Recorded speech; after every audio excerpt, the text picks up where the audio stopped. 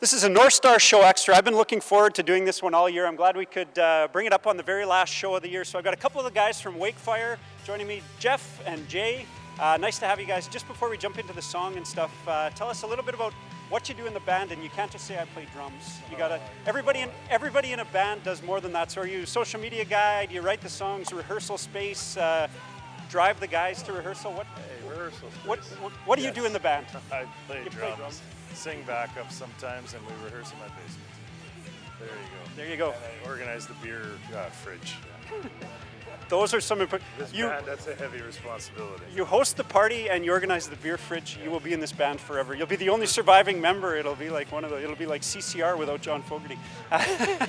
And you? Jason, bass player, and part of the music writing, part of that beer fridge as well, a little bit. And yeah, that's about it. Social media a little bit. And you guys, let's jump right into the song. So the North Star started using one of the songs that you wrote as their entrance music. It's called Moment of Truth. Who wants to go first? Tell me a little bit. Is there an inspiration for the song, or did it just sort of happen one day? Actually, you know what? So the bulk of the song kind of existed before I joined the band, and then it sort of took a little bit of a different direction, just sort of based on my playing style, among other things. But Jay would have been around for sort of the initial writing of the tune, so he can kind of give a little bit of background as far as that's concerned. Sure. It's it's the first song off our upcoming debut album, which should be out shortly. But it's a pretty positive song, I think, and it's kind of about the band and the fans and creating something together.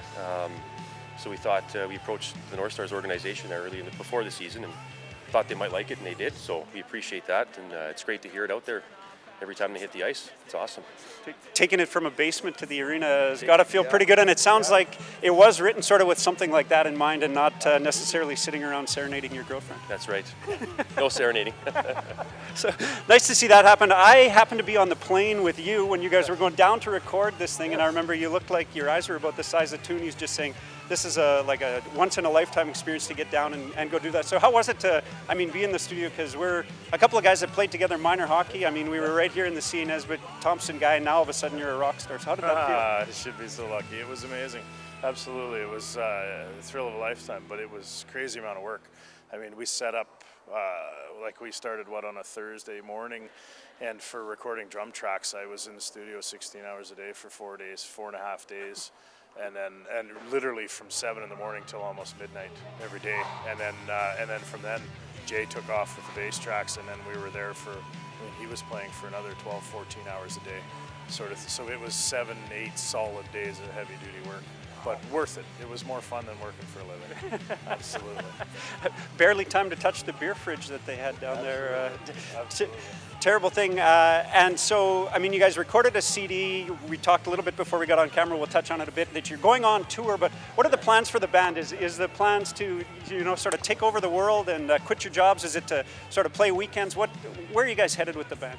Well, we play as much as we can. We still work for a living. We have families and whatnot, so we do what we can.